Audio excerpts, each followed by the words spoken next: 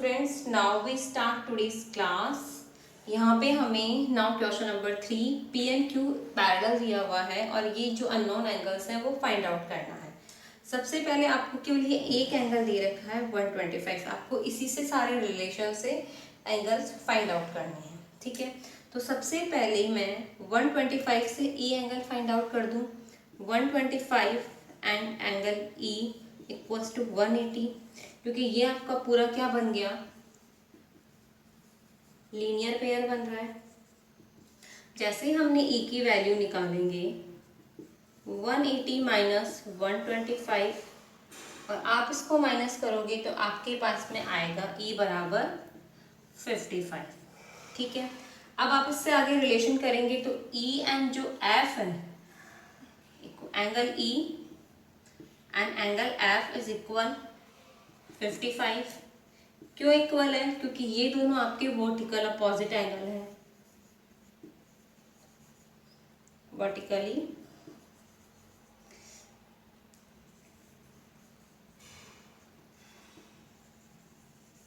Opposite angle. अब आप देखोगे तो angle F and angle C equal है। ठीक है, क्यों है ये इक्वल? क्योंकि ये हमारे पास में कौन सा एंगल आ रहा है, ई और F alternate angle, interior alternate angle. तो हम यहाँ पे लिख देंगे इंटीरियर ऑल्टरनेट एंगल। आपके पास वैल्यूज आ गई है सी तक। सी से आप है ना ए पर चले जाओ। C equals to angle A equals to 55। ये क्यों हो जाएगा? क्योंकि ये आपका वापस आ जाएगा vertically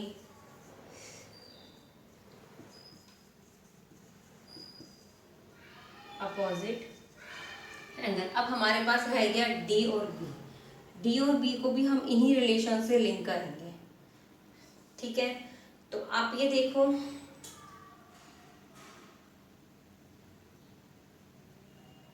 and 125 for angle B. मैं वापस इसको डार्क कर रही हूँ। बी हमारा बच गया था, तो 125 और बी बराबर हो जाएगा एक्सटीरियर इन ऑल्टरनेट एंगल से। तो 120 बी इक्वल्स टू 125 क्यों बराबर हो जाएगा? आपको रीजन देना है। एक्सटीरियर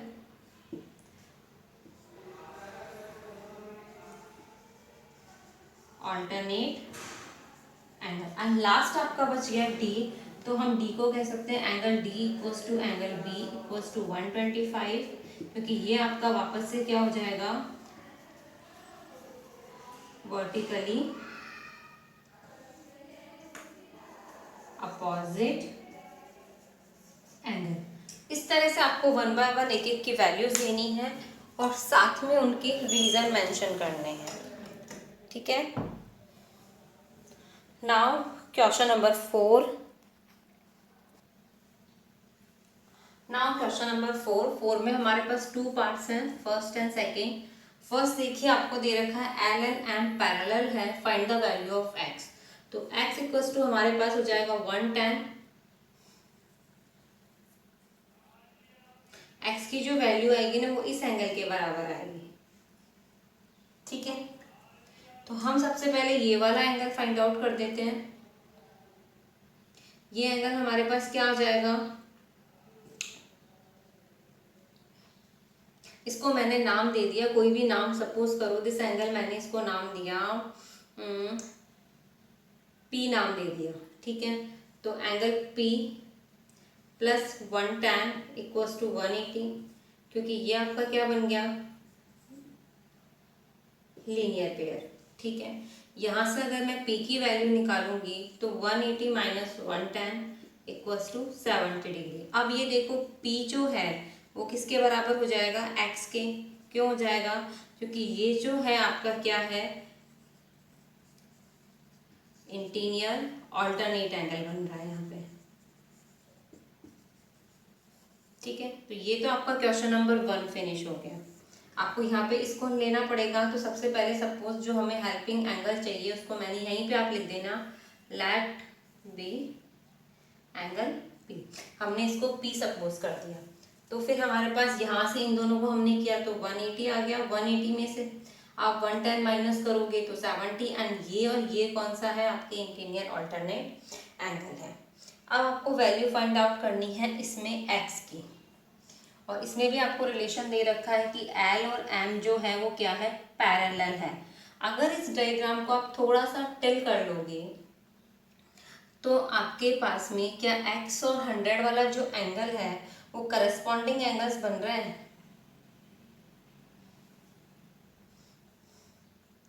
करस्पॉन्डिंग एंगल्स बन रहे हैं वो हमारे पास में। तो करस्पॉन्डिंग एंगल्स अगर ये बनेंगे तो करस्पॉन्डिंग एंगल्स हमेशा क्या होते हैं, करस्पॉन्डिंग एंगल्स हमेशा इक्वल होते हैं। तो हम यहाँ पे लिख देंगे x इक्वल्स टू 100। क्यों 100 हो गया, करस्पॉन्डिंग एंगल्स। एक तरीका तो ये है। एक तरीका आपका ये हो जाएगा कि आप पहले 100 से यहाँ की वैल्यू फाइंड आउट करो, लीनियर पेयर से 80 हो गया।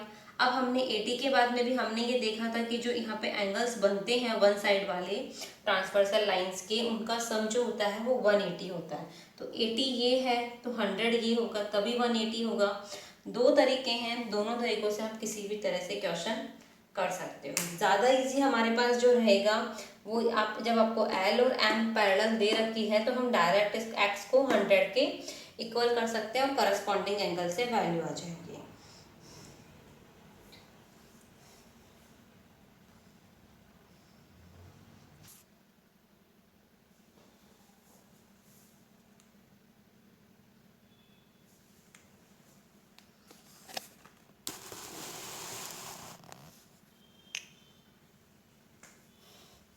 या स्टूडेंट्स, नाउ क्वेश्चन नंबर 5। आपको यहाँ पे जो दे रखा है वो दिया हुआ है AB is parallel to D। हमें उनकी आर्म्स पैरेलल दे रखी है, एंड साथ में ही हमारे पास एक और है GC is parallel to EF की। आर्म्स पैरेलल है, आपको एंगल दे रखा है ये, और एंगल आपको जो फाइंड आउट करना है वो है एक तो DGC। तो DGC हमारा कौन सा हुआ, DGC ये वाला एंगल हुआ। एंड दूसरा एंगल हमें बताना है इसके अंदर DEF। DEF एक ये वाला एंगल हमें बताना है, ठीक है। अब अगर ये दोनों लाइंस पैरेलल है और ये यहाँ पे ट्रांसवर्सल का वर्क कर रही है तो this angle is equal to this because of these are corresponding angles. तो हम क्या लिखेंगे, DGC equals to angle ABC equals to 70 degree. Reason आप लिख देना क्या, करस्पॉन्डिंग एंगल्स, ये एक आ गया। सेकेंड वो आपको कह रहा है DEF। अब DEF में देखो ये यहाँ पे अगर ट्रांसवर्सल का काम करे and this parallel to this, तो ये और ये वापस से आपके करस्पॉन्डिंग एंगल्स हो गए। तो DEF इक्वल्स टू DGC, ये भी हमारा 70 हो गया। रीजन आ जाएगा क्या, करस्पॉन्डिंग एंगल्स। दोनों एंगल्स आपके वही होंगे, केवल आपको यहाँ पे रीजन बताना है। और एक में तो इसमें तो हमारे पास करस्पॉन्डिंग एंगल्स काम में ले रहे हैं, तो कौन कौन सी लाइन पैरेलल है, इसमें जो हमारे पास लाइन पैरेलल आएगी वो क्या आएगी, AB पैरेलल DE, तो करस्पॉन्डिंग एंगल्स होंगे। और इसमें जो हम लाइन पैरेलल ले रहे हैं वो हम ले रहे हैं GC पैरेलल टू EF। दोनों ही कंडीशंस में हमने ट्रांसवर्सल किसी और को माना है और पैरेलल लाइंस के पेयर अलग माने हैं। ओके, नाउ क्वेश्चन नंबर 6, और 6 में हम 1-1 डायग्राम बना रही हूँ और 1-1 ही हम इसको लेते जाएंगे। आपको दे रखा है कि L is parallel to M। दो लाइंस एक पैरेलल दे रखी है, ये आपके पास 126 है एंड ये आपके पास में 44 है। And decide whether L is parallel to M। आपको ये बताना है कौन कौन से डायग्राम में L और M पैरेलल है। तो इस डायग्राम में अगर इन दोनों का टोटल हमारे पास, ये हमारे पास ट्रांसवर्सल के वन साइड एंगल है, अगर ट्रांसवर्सल के वन साइड एंगल की वैल्यू हमारे पास में 180 आती है तो हम क्या कह सकते हैं कि L is parallel to M। तो हम इसे चेक करते हैं। चेक करने पे हमारे पास क्या आ रहा है, 6 and 4 10, 4 5 6 and 7, ये हमारे पास में 180 नहीं आ रहा है, ठीक है, 180 नहीं आ रहा है हमारे पास में, तो हम क्या लिखेंगे, L is not parallel to M. First question में तो आपके पास में ये आ गया। आपको डायग्राम से मतलब नहीं कि डायग्राम में क्या दिया हुआ है, आपको यहाँ पे स्पेसिफिक कंडीशन काम में लेनी है। तो हमने यहाँ पे कौन सी कंडीशन काम में ली वो आप यहाँ पे मेंशन भी करोगे। कौन सी थी हमारी, one sided angle of transversal.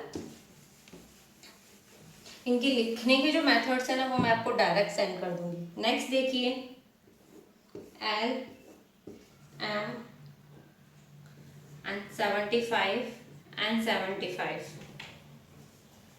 ठीक है। तो हमारे पास में यहाँ पे देखो ये 75 है और ये दूसरा 75 है। ये वाला एंगल अगर 75 आ जाए तो हम ये प्रूव कर देंगे कि ये इंटीरियर ऑल्टरनेट एंगल है और L is parallel to M है। लेकिन जब हम इस एंगल को फाइंड आउट करेंगे तो ये हमारे पास क्या आ रहा है, 180 माइनस 75 इक्वल्स टू 105। तो ये दोनों इक्वल नहीं है, तो हमारे यहाँ पे भी क्या हो जाएगा, L is parallel, L is non parallel to M. Next third है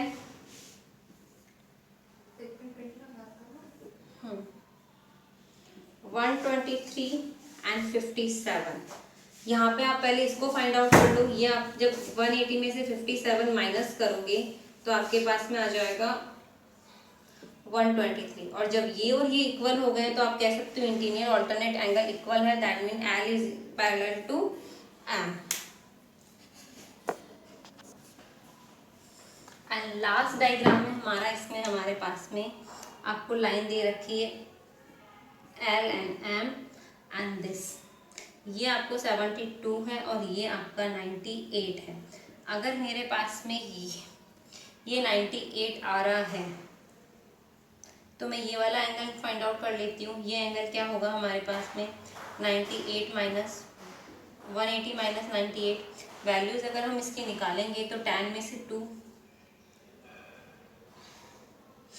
ठीक है, यहाँ 17 में से 9 अगर आप माइनस करोगे तो आपके पास में आएगा 82,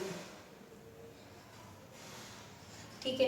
ये एंगल हमारे पास में आ गया 82। अब अगर ये दोनों पैरेलल है that means vertical opposite angle equal होंगे, और ये एंगल इक्वल आ रहे हैं क्या, नहीं आ रहे हैं, तो हम यहाँ पे भी कह सकते हैं कि L is non parallel to M. इन क्वेश्चंस में केवल आपको आइडेंटिफाई करना है कि ना, तो आप इजी वे में इसे रफली करके भी कर सकते हो। हमें ये रीज़न मेंशन नहीं करने होते हैं। अभी तो आप लोग रीज़न मेंशन करोगे, पर इन एग्जाम केवल आपको डायग्राम दिया हुआ होगा और आपको उसको केवल यस या नो में करना है कि ये पैरेलल है या नहीं है। Okay, thank you.